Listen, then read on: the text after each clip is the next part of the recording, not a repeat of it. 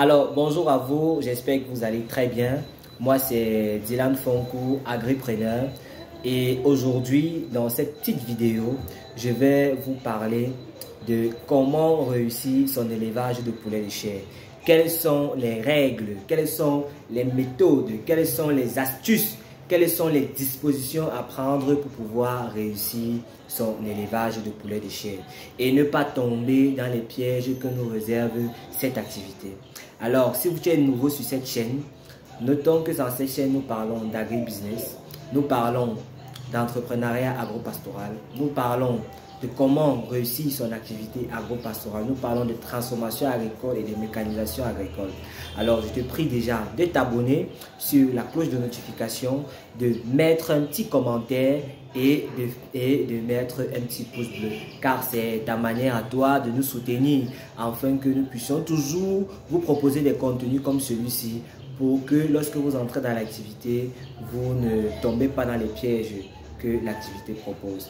Alors, notons que le poulet de chair est une denrée très consommée. Le poulet est une denrée très consommée dans le monde. Et jusqu'ici, en Afrique, plus particulièrement au Cameroun, nous ne sommes pas encore autosuffisants en ce qui concerne la production de poulet. Donc, raison pour laquelle c'est un business assez très rentable, assez fructueux. Alors, comment faire pour pouvoir quels sont les pièges à ne pas tomber, quelles sont les dispositions à prendre pour pouvoir réussir son élevage de poulet de chair. La première chose à faire dans l'élevage de poulet de chair, c'est le bon choix du site du bâtiment.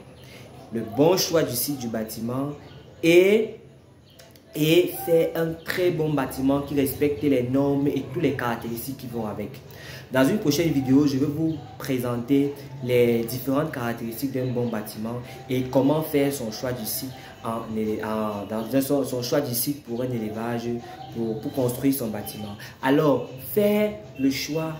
construire un très bon bâtiment qui respecte les normes. Donc, c'est-à-dire, dotez-vous d'un plan auprès d'un cabinet conseil, auprès d'un technicien ou d'un ingénieur spécialiste dans la production animale ou auprès de nous parce que nous sommes un cabinet conseil.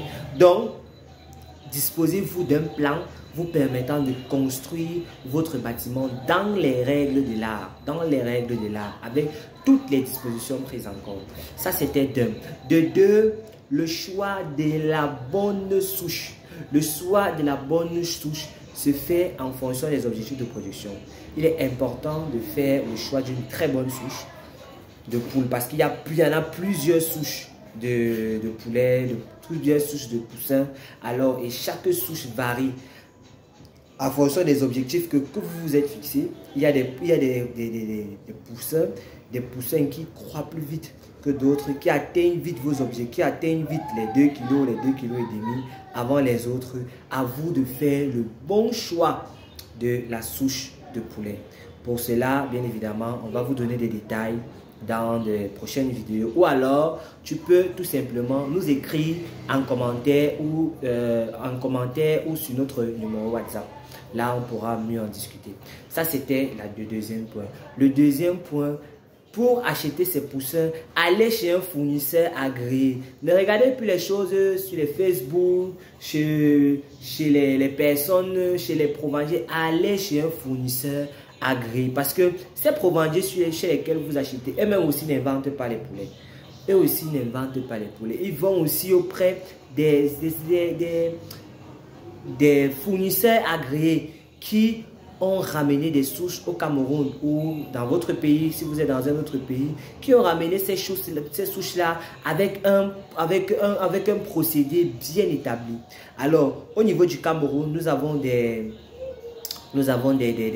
fournisseurs comme Napcam, nous avons des fournisseurs comme Agrocam, nous avons des fournisseurs comme Belgocam. Rendez-vous auprès de ces fournisseurs-là et là-bas, vous êtes sûr d'avoir la bonne souche de poulet de chair.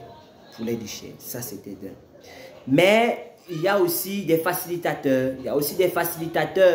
Pour cela, vous devez vraiment mener vos enquêtes. Il y a des facilitateurs qui vous permettent de pouvoir avoir des poussins, des bons poussins aussi. Je ne dis pas que des bons poussins et qui font aussi du bon travail. Donc pour ça, il faut mener ses enquêtes pour ne pas se faire arnaquer. Alors, allez chez un fournisseur agréé pour cela. Ça, c'était le 3e cas. Alors, pour la provende, il faut noter que chaque provendier a sa façon de composer l'aliment. Alors, je vous conseille encore, pour un début, vu que vous ne connaissez pas encore comment la composition de l'aliment se fait, il est important d'aller aussi chez un provendier agréé. Un provendier agréé qui produit une qualité de provende qui est très bonne pour les sujets. Je parle encore ici d'Agrocam, je parle ici sans toutefois faire la publicité. Agrocam, Belgocam et d'autres provandiers aussi qui sont là depuis. À vous de mener vos enquêtes. À vous de mener vos enquêtes pour savoir si c'est un bon provandier. Regardez le nombre de temps que sa provanderie a été créée. Si c'est 10 ans, c'est une bonne chose. Ça veut dire qu'il a su trouver la bonne formule à proposer à ses clients. Si c'est 10 ans, c'est une bonne chose. 8 ans, c'est une bonne chose. Les provanderies de 2 ans, les provanderies de 3 ans, attention. Attention aux provanderies de 2 à 3 ans. Attention. Attention. Il y a aussi des dépôts de provende. Des dépôts de provende qui sont des lieux où on vient juste déposer la provende et on vend. Aussi ça, il faut vous rassurer. Tout ça, vous devez faire votre collecte de données. Votre collecte de données avant de faire quoi que ce soit. C'est très très important parce que l'une des priorités dans l'évolution d'un sujet, c'est son alimentation. Si son alimentation est mal composée, son alimentation est mal faite, vous n'aurez pas atteint vos objectifs. Vous n'aurez pas atteint vos objectifs. Donc, le choix de votre provendier est très, très important. Très, très important. Si vous ne voulez pas tergiverser, vous ne voulez pas réfléchir, je vous dis, allez à SPC, allez à Agrocam, allez à Belgocam. Ils ont ces choses-là. Ils sont quand même agréés, ils ont passé pas mal de temps et ils ont fait leurs preuves. Ça, c'est sans toutefois faire de publicité.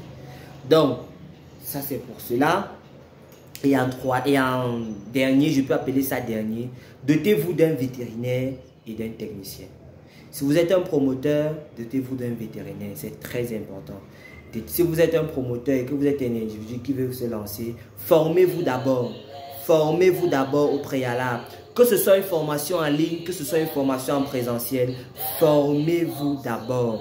Formez-vous d'abord, c'est très important. Et après être formé, allez auprès d'un cabinet vétérinaire pour vous faire accompagner. C'est très très important.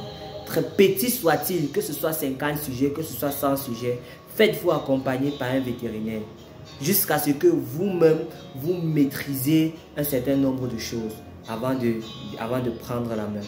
Alors, sur cette vidéo, je vous parle de mes quelques astuces.